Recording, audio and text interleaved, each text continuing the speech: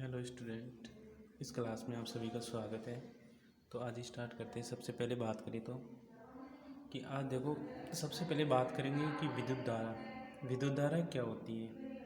कि अगर देखो आज यानी प्रेजेंट टाइम में देखा जाए तो जितनी भी मशीन्स, मोटर्स, जनरेटर जितने भी हैं, विद्युत के बिना उनका चलना एक इम्पॉसिबल सा हो जाता है। ठीक है, हम उसकी कल्पना भी नहीं कर सकते कि इसको चला सकते हैं या कुछ भी उसमें परिवर्तन कर सकते हैं, नहीं कर सकते हैं। विद्युत के बिना आज अगर प्रेजेंट टाइम में बात की जाए तो सेल फोन, जितनी भी डिवाइस हैं, इलेक्ट्रिसिटी के बिना इम्पॉसिबल है उन पे कार्य करना।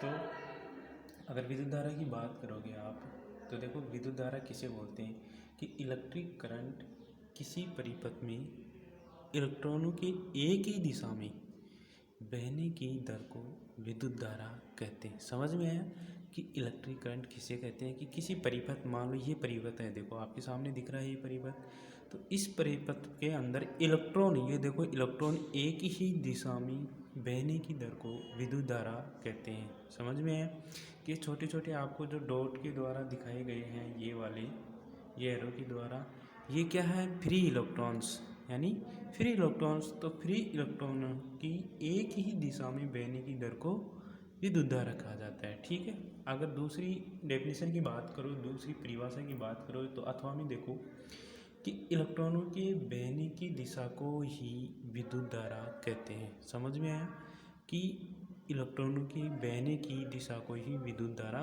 कहते हैं।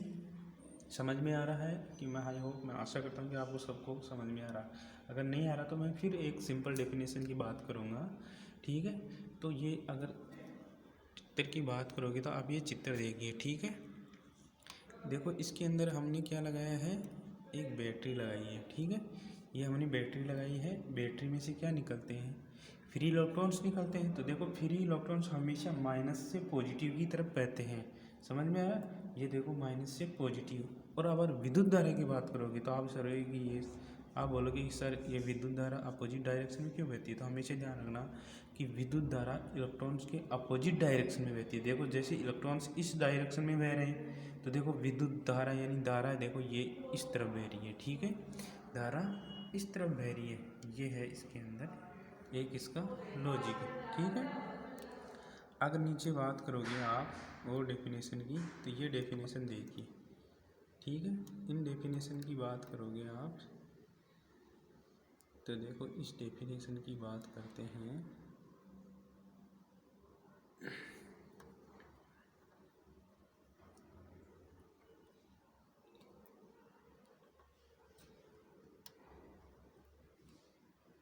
एक मिनट देखिए,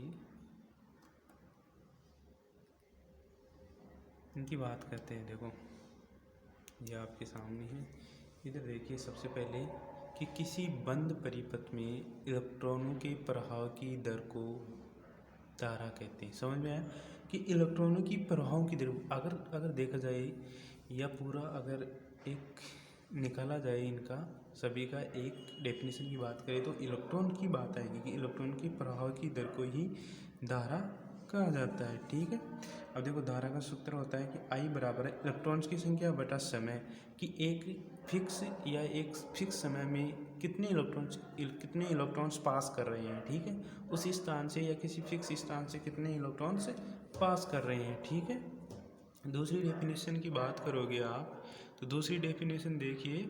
दूसरी डेफिनेशन की किसी परिपथ में एक सेकंड में, यानी एक सेकंड में प्रवाहित होने वाली आवेश की दर को ही धारा कहते हैं। आई बराबर देखो आवेश बटा समय। तो देखो आई का ये भी होता है कि आवेश बटा समय। ठीक है, कितने आवेश टोटल समय में बह रहे हैं, यानी कुछ समय यानी फिक्स समय में आवेश, यानी आवेश चार्ज जो फ्लो हो रहे हैं। ठीक है, जैसे मान लो ये डायग्राम आपके पास में, जिसके अंदर ये आपके पास क्या है, कॉपर, यानी कॉपर बार है या कॉपर का वायर है जिसके अंदर से फ्री इलेक्ट्रॉन्स पास कर रहे हैं। तो ये जो एरिया है, इस फिक्स एरिया में कितने इलेक्ट्रॉन्स पास कर रहे हैं। ठीक है, इसको ही बोलते हैं विद्युत धारा। ठीक है, और मैं आशा करता हूँ सभी बच्चों की समझ में आ रहा होगा। ठीक है, अगर फिर भी नहीं आए तो मेरे को कमेंट्स करके बताइए कि सर इसमें ये क्या है क्या नहीं है। जो भी फिर मैं आपको रिप्लाई या दूसरा वीडियो बना दूँगा। Okay, thank you watching. Watching this video. Thank you.